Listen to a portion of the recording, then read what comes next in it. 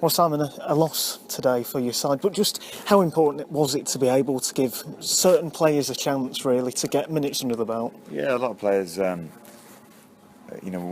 contracted, and we gave them all an opportunity tonight. There's only Marcus Day and Dominic Knowles and Toby Lees who've been, with us since the start of pre-season and have that signature on the paper. So. The other 8 and the other lads on the bench have all had to stand up and be counted or not be counted. And unfortunately tonight we came short, as a team against a strong team which Farsley are, and I think they'll do really well, Farsley, and credit to them for their performance. But we've learnt a lot, which is better than playing a Premier League under-21s game where it's nicely football played side to side. We've come up against Wiley, good non-league players, and we were looking for standouts to be able to sign them on and increase the quality and the depth of our squad.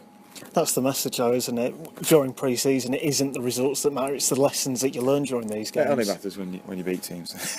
No, it's been really good so far. Obviously tonight, it was a really good exercise because we've learned about a couple that we thought, oh yeah, decent. Unfortunately, we've learned the other side of it, which is it's a brutal game. If you're getting physically knocked about, then or you're not good enough or you're not brave enough to cope with that kind of intensity against Farsley, then it'll be a no from us. In terms of signing them, and you have to be truthful and let people get on the way and and try and make a career elsewhere. But we'll be polite about it, but dead straight about it. When you look at the calibre of the trialists, you've got players who were at Leeds United's academy, Huddersfield's academy, and it just shows, would you say that going full-time has kind of opened that door for players like that to, come here and have a go? Yeah, and there's no, perfect grounding, really. They can come from a Leeds or a Huddersfield and you can come and think, they're lightweight or they can't head a ball. They've never been tackled in their life, and everything's been pampered. I mean, we're making our first team as brush and scrub the floors and toilets at the club. We want down-to-earth characters who are willing to put their head through a brick wall and mix it up, but show the quality they've got as well. So I don't want a soft team, and I saw that tonight. And yeah, we could say, well, we were young, but they have to be ready.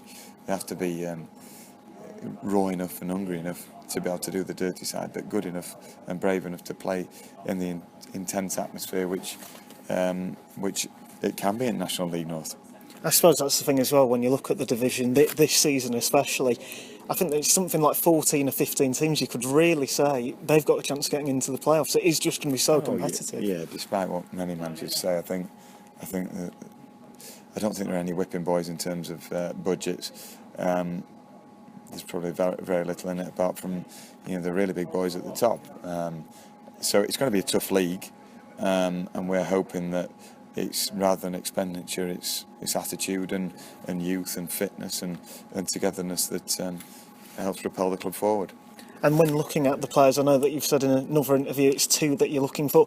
How important is it that you've only got a small amount that you need to get in at this point, rather than having to make any wholesale changes? Oh, it's great. I mean, got a way of playing, got an attitude in the team that everyone could see.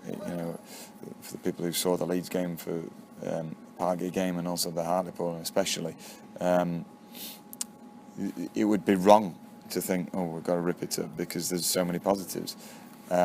It's just now, the recruitment of probably 1 or 2 more, just to bed into that squad, both personality-wise and obviously what they do on the pitch.